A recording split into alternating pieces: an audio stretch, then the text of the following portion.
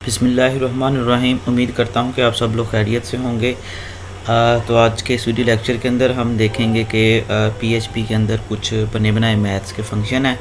उन मैथ्स के फंक्शन को हम बड़ी आसानी के साथ जो है वो इस्तेमाल करके अपने काम को काफ़ी हद तक आसानी के साथ कर सकते हैं। तो चलिए टाइम को ज़ाया किए बिना एडिटर पे चलते हैं और देखते हैं कि वो कौन कौन से फंक्शन हैं और कैसे इस्तेमाल किए जाते हैं। तो यहाँ पे मैंने एडिटर के अंदर पहले से फ़ाइल क्रिएट करके जो फंक्शंस हैं 5-6 वो मैंने लिखे हुए हैं।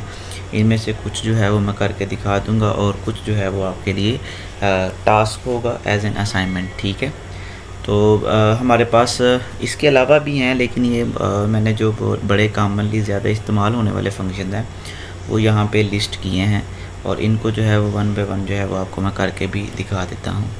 तो पीएचपी में बेशुमार मैथ्स के जितने भी टास्क हैं उनको परफॉर्म करने के लिए बेशुमार इस तरह के फंक्शंस मौजूद हैं जिनको आप इस्तेमाल करते हुए आसानी से फ़ायदा उठा सकते हैं। तो सबसे पहले हम बात करेंगे पीएचपी के अंदर जो है पाई के नाम का एक फ़ंक्शन है जो हमें जो है पाई की वैल्यू रिटर्न करता है। तो मैं करता हूँ इको पाई का फंक्शन, इसको एग्जीक्यूट करते हैं। तो ये पाई का फंक्शन जो है आपको रिटर्न करेगा पाई की वैल्यू, यानी 3.14 इस तरह से करके।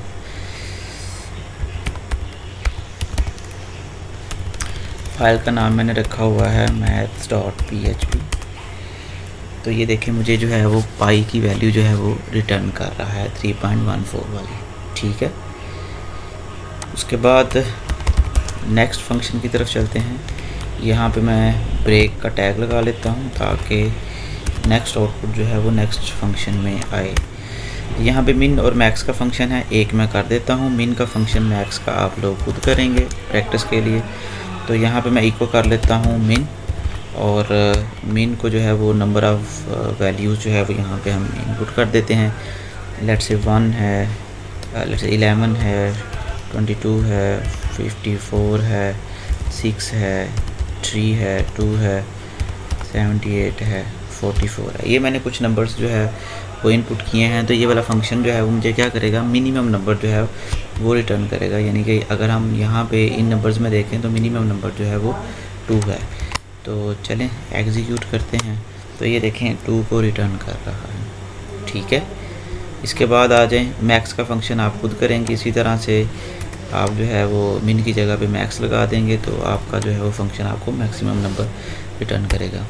इसी तरह से ABS का फंक्शन है। ABX का फंक्शन जो है ये आपको करेगा एब्सोल्यूट वैल्यू को रिटर्न करेगा। ठीक है, तो एब्सोल्यूट का फंक्शन जो है उसको हम करते हैं इको ABS, और इसको मैं एक नॉन एब्सोल्यूट वैल्यू मैं लिख देता हूँ लाइक 6.7। तो मुझे ये एब्सोल्यूट वैल्यू 6.7 रिटर्न करेगा। एग्जीक्यूट करते हैं तो ये देखें मैंने -6.7 लिखा था, तो इसने एब्सोल्यूट वैल्यू जो है वो मुझे रिटर्न की है वो है 6.7।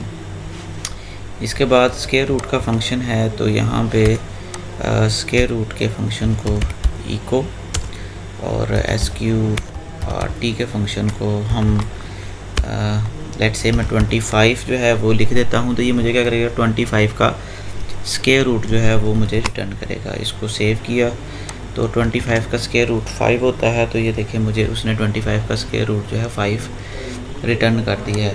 मुझे उम्मीद है कि आपको इन फंक्शंस की समझ आ रही है। तो यहाँ पे नीचे 2 फंक्शन मज़ीद हैं जिनमें एक राउंड का फंक्शन है जिसको हम कोई भी फ्लोटिंग पॉइंट वैल्यू देते हैं तो ये क्या करता है उसको राउंड कर देता है।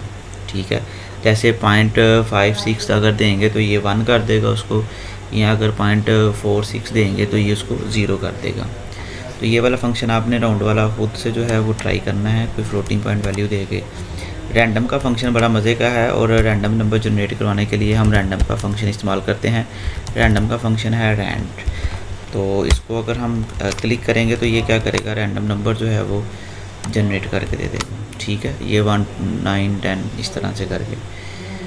यहाँ पे मैं इसके ब्रेक लगा देता हूँ ताकि हमें डिफरेंस नज़र आए। तो ये देखें हर दफ़ा जब भी रिफ़्रेश करेंगे तो ये रैंडम नंबर जनरेट करके देगा कोई भी।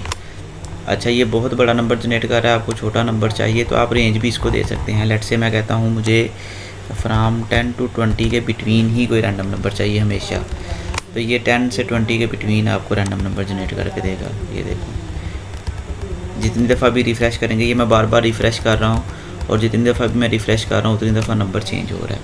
ठीक है, तो ये बेटा आपने फंक्शन जो है वो कुछ मैंने यहाँ पे कर दिए हैं, कुछ आपने करने हैं।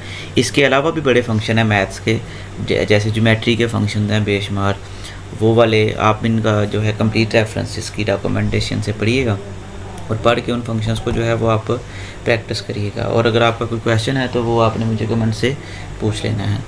चलें जी, मिलते हैं नेक्स्ट लेक्चर में। अल्लाह हाफिज़।